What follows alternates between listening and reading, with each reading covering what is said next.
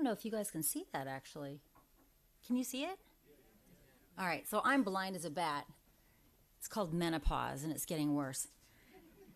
All right, so I'm going to do a little bit of a switcheroo, and let me tell you why. That whole menopause thing, my memory going bad.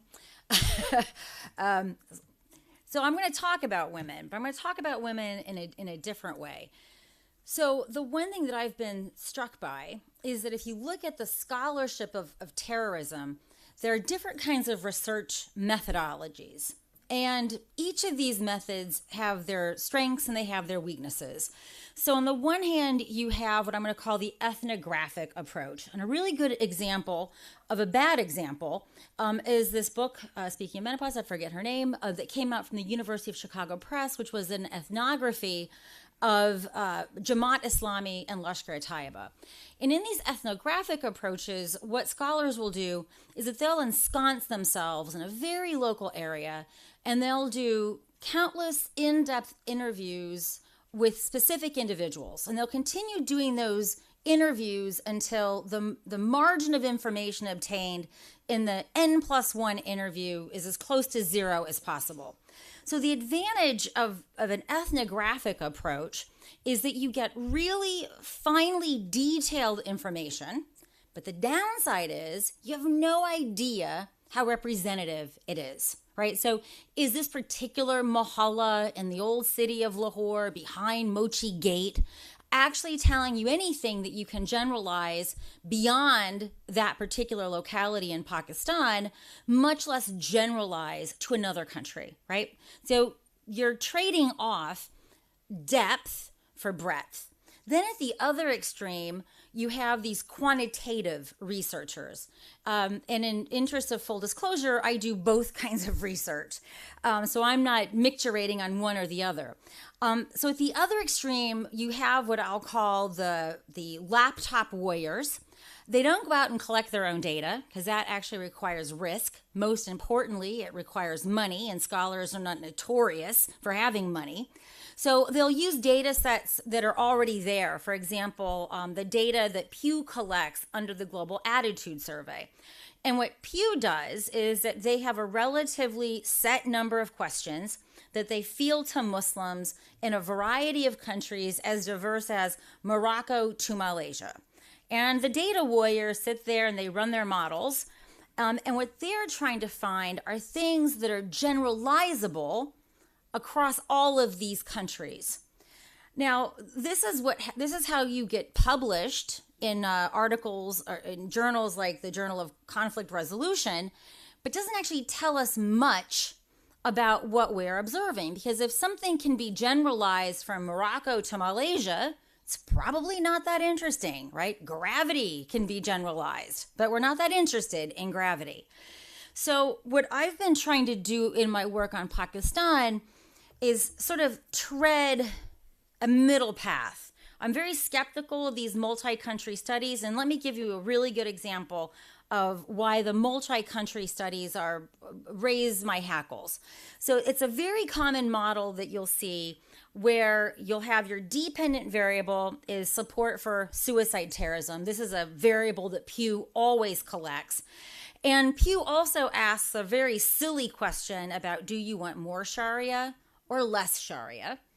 And so for those of you who remember, I think we did this in the 5th grade, which is estimate the line y equals mx plus b. Well, that's essentially what a regression is. So when you put that into the machine, you're always going to get a relationship between support for suicide bombing and Sharia. And because the numbers are big, it is the law of big numbers that relationship will be significant. And this is a very typical interpretation. An increase in support of Sharia by 13% results in a 12% increase in support for suicide bombing. Read countless papers. But here's the problem. What is Sharia? We don't actually know what that is.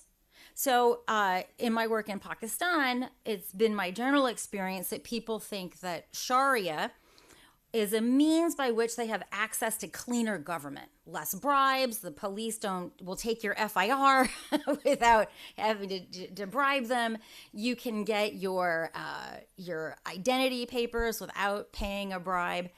This is a very different interpretation that I support Sharia, which is cleaner government, and this is why I support in certain kinds of terrorists. It's a very different interpretation if we believe that individuals think Sharia is whipping, stoning, beheading, and so forth, and that's why they support terrorism, right? So you can see how you could have a very problematic reading of these data because you don't know what that variable is.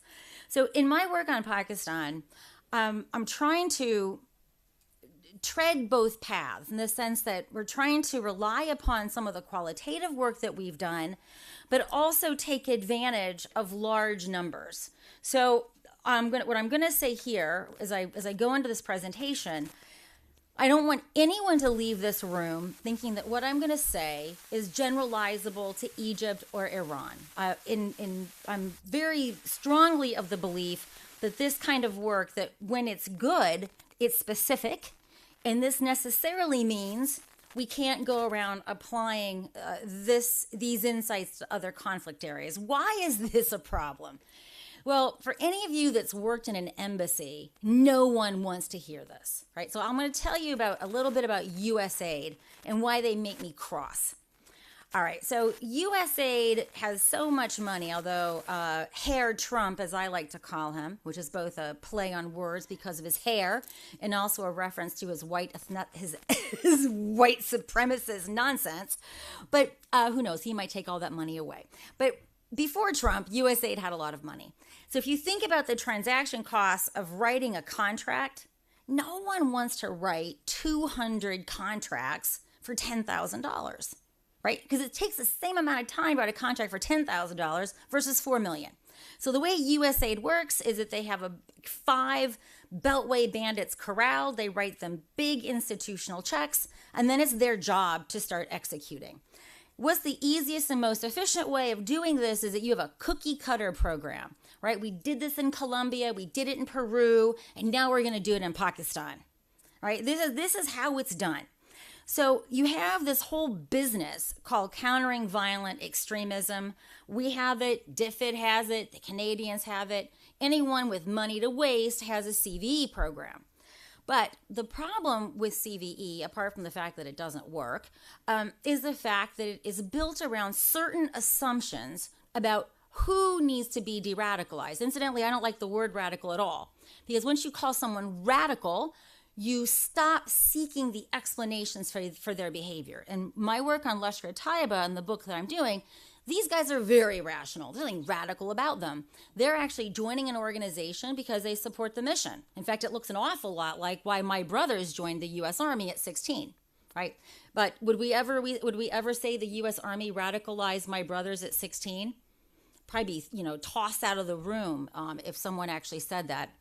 So my approach to this is really quite different. I want to turn this idea of CVE sort of on its head. The assumption of countering violent extremist programming is that we should be looking at males of military age. Now, why do we think this? Well, I think part of the reason, especially when we start talking about Islamist terrorism, and I'm saying this word very carefully to echo what my friend and colleague Praveen Swami said, we're not talking about Muslim terrorism. We're not talking about Islamic terrorism. Islamic terrorism would be a terrorist who also does calligraphy. We're talking about acts of terrorism that's committed in the name of political Islam, right? So we're being very, very specific about what we mean. So looking at the profiles of different militants in these different areas of operations, we tend to see that men dominate, right? That they're overlooking the human capital of women. So most CVE programming takes as its assumption that we should be looking at men of military age. Well, my brothers are military recruiters. Now, they will tell you that they spend much more time recruiting the parent than they do the kid. And the reason is we sign on the line at 16. Got to have both parents' permission. 16-year-old, you can pretty much convince them to do anything. A parent, not so much.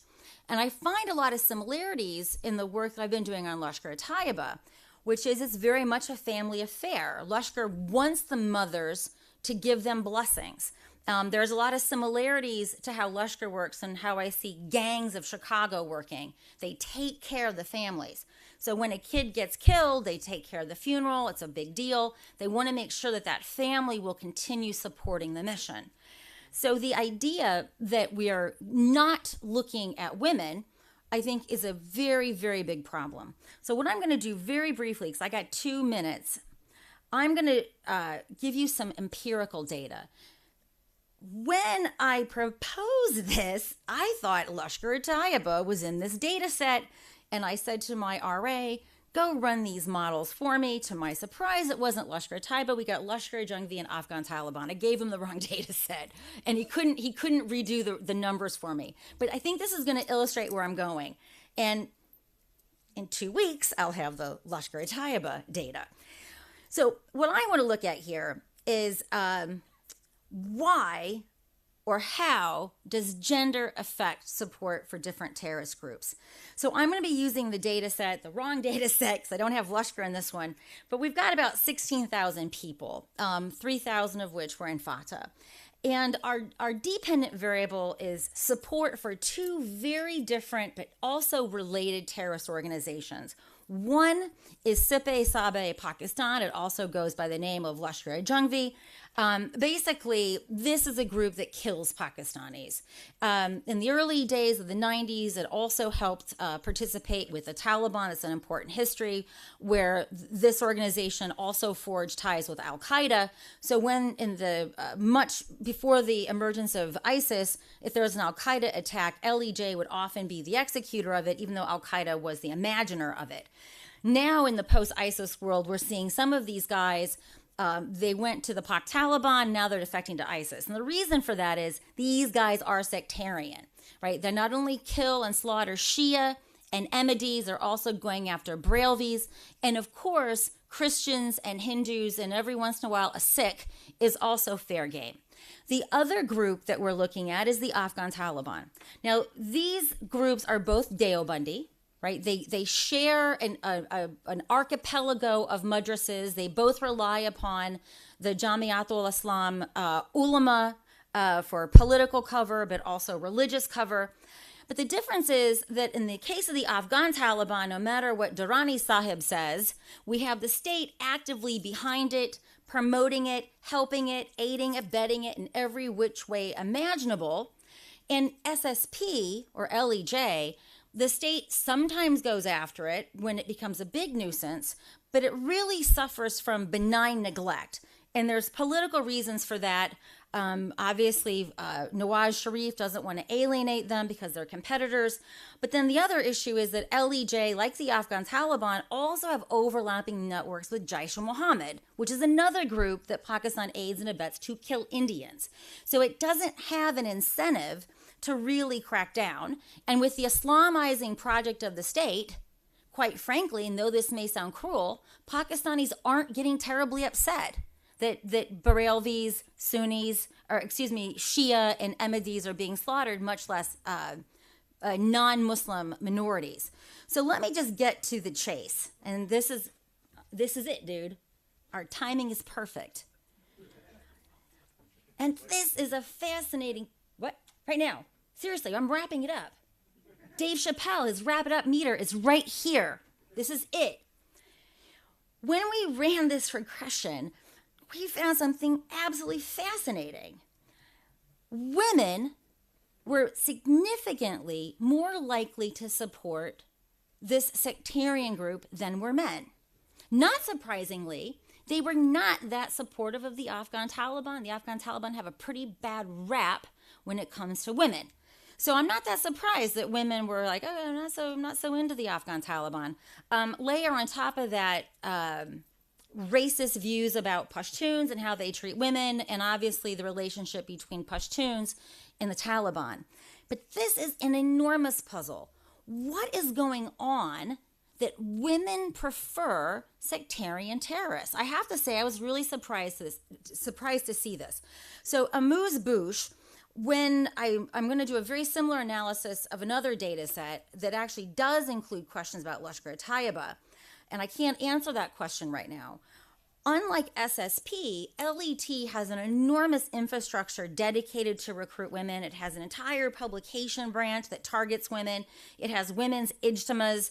Women are members of the organization. They're given political freedom to move around the country without anyone questioning their honor because they're hijab kabobbed up. But I have not any possible explanation as to why women would support a group that provides no public goods whatsoever. They're not doing Jamaat al-Dawa, healthcare clinics. They're not providing anything except death. So if any of you have any ideas, I can't find any SSP publications. In short, I can't come up with any data-driven explanation to unravel this puzzle of why women are supporting this group that do nothing but kill. Thank you.